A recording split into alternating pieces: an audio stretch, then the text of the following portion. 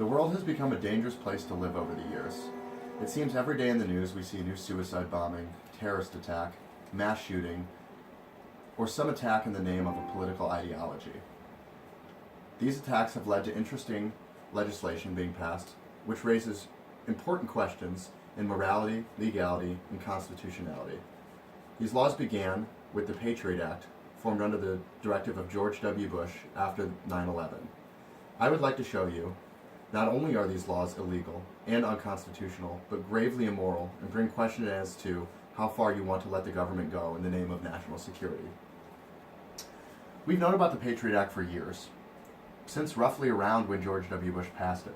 But what has come to light lately is the revelations shown by Edward Snowden to Glenn Greenwald, a reporter at The Guardian. Edward Snowden, a former contractor for Booz Hamilton, which was subcontracted by the NSA to do surveillance, leaked files to Glenn Greenwald and then fled the country seeking asylum in another nation, namely Russia. These programs, namely PRISM, X-Keyscore, and the large-scale metadata collection through Verizon, have led to serious implications that the U.S. government has been spying on its civilians for years to come, or for years now, rather. These programs are live through FISA, which I'd like to get into a little bit. FISA, also known as the Foreign Intelligence Surveillance Court, is a court that's run completely in secret where the government can submit requests for surveillance. The requests are submitted by one government agent to one judge. It's actually not much different than any other warrant being requested through any other state, local, or municipal government. The only difference is the United States Code, subsection 1805, which is actually a gravely dangerous code, which allows the Attorney General, in a circumstance that he deems an emergency, which has no regulation as to what an emergency constitutes, can override the time period, issue an emergency warrant without it being reviewed by a judge, at which point it must be reviewed and deemed valid or invalid in 7 days.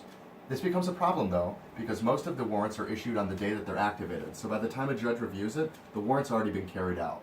What we see is this is circumventing the Fourth Amendment altogether. In a letter by the United States Court Director James McDuff, it was written that in 2009, 1,300 applications were submitted for surveillance to the Foreign Intelligence Surveillance Court. Of these applications, only one application was denied, which shows a systematic method of approval without any government oversight to improving these warrants. These warrants are issued and then collected, and the data is stored through a program called PRISM. PRISM is a program which, as Timothy B. Lee from the Washington Post explains, began in 2007, which was based off of the directives of the Patriot Act, in which the government collects data from major companies and websites, including Facebook, Yahoo, Gmail, MSN, and numerous others, and stores them in bulk in a data storage facility in Utah. John Brassard, a security researcher, goes on to express how these data is searched. You'd think there's a lot of data, so it's really not very useful to the government, but they have a program called X-Keyscore.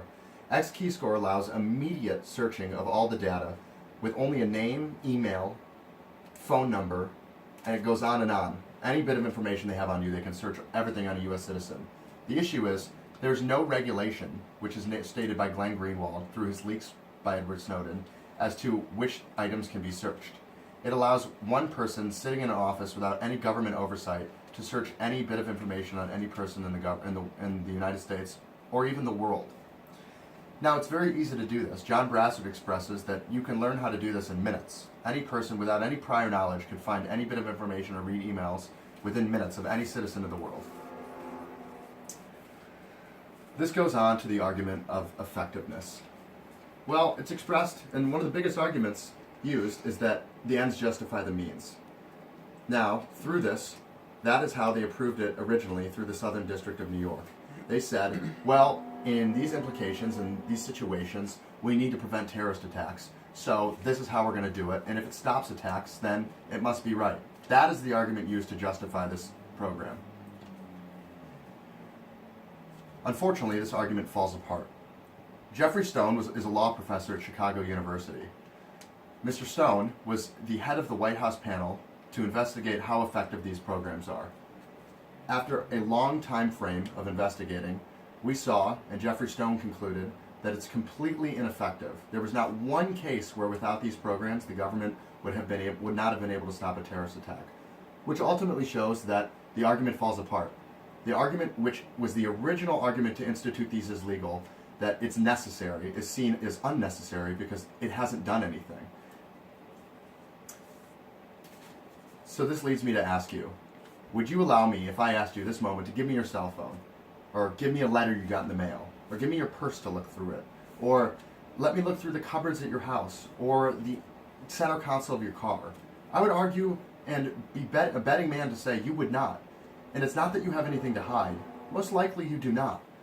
The issue is that I have no right to do so.